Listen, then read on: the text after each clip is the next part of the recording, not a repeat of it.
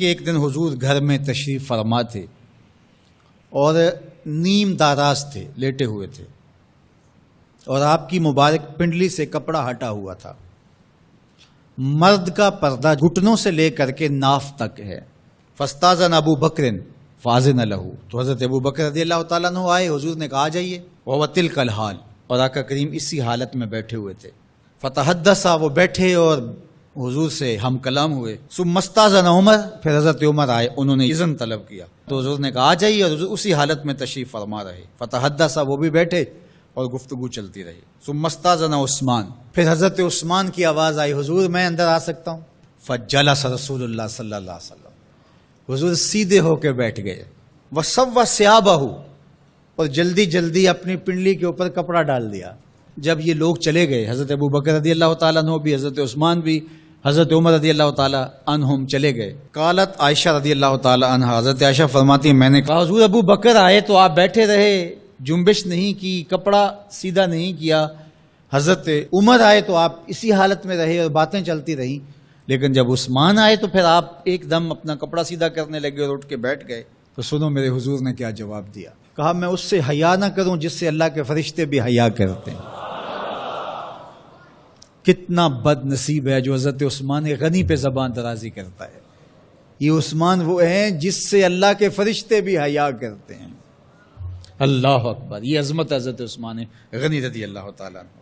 فرماتے ہیں حضرت مرہ بن قاب رضی اللہ تعالیٰ عنہ، حضور نے فتنوں کا ذکر کیا، فرماتے ہیں فمر رجل مقنع فی ثوب، ایک شخص گزرا اور اس نے اپنے سر کے اوپر چادر اوڑی ہوئی تھی، وہ چادر سے اپنے چہرے کو ڈھانپا ہوا تھا۔ فرمایا جب فتنے ہوں گے اور بہت فتنے اتریں گے تو یہ شخص جو گزر رہا ہے، یہ چادر اوڑے جا رہا ہے، یہ اس دن حق پہ ہوگا، یہ ہدایت پہ ہوگا۔ مرہ بن قاب کہتے ہیں میں دوڑا کہ میں دیکھوں یہ خوش نصیب کون ہے، تو جب نیڑے ہو کے دیکھا تو حضرت عثمان غنی رضی اللہ تعالیٰ، کہ تو میں نے حضرت عثمان غنی کے سر کو پکڑ کے حضور کی جانب ان کا رخ پھیرا۔ فقلت ھذا، میں نے کہا حضور یہ؟ کالا نام، کہا ہاں یہی۔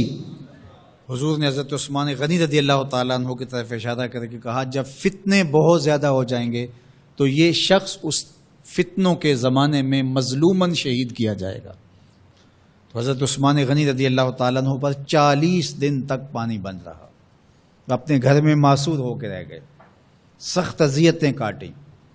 شہادت سے قبل آپ کی مبارک داڑھی کھینچی گئی، آپ کو اذیت پہنچائی گئی، اور آپ کی اہلیہ کے سامنے حضرت عثمان غنی رضی اللہ تعالی عنہ کو شہید کیا گیا۔ تو حضرت عثمان غنی رضی اللہ تعالی عنہ حضور علیہ السلام کے پیارے صحابی ہیں۔ حضور کی 2 صاحبزادیاں یکے بعد دیگر حضرت عثمان غنی رضی اللہ تعالی عنہ کے نکاح میں آئیں۔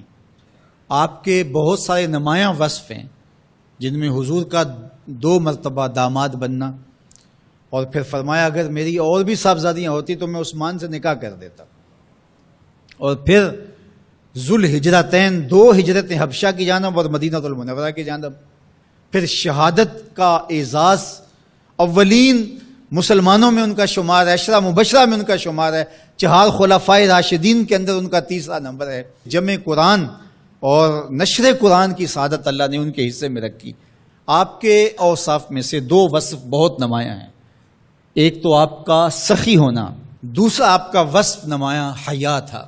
تو آج حضرت عثمان غنی رضی اللہ تعالیٰ عنہ کی ان صفتوں کو، حیا کو اپنے کلچر میں فروغ دینے کی ضرورت ہے، اپنی معاشرت میں فروغ دینے کی ضرورت ہے۔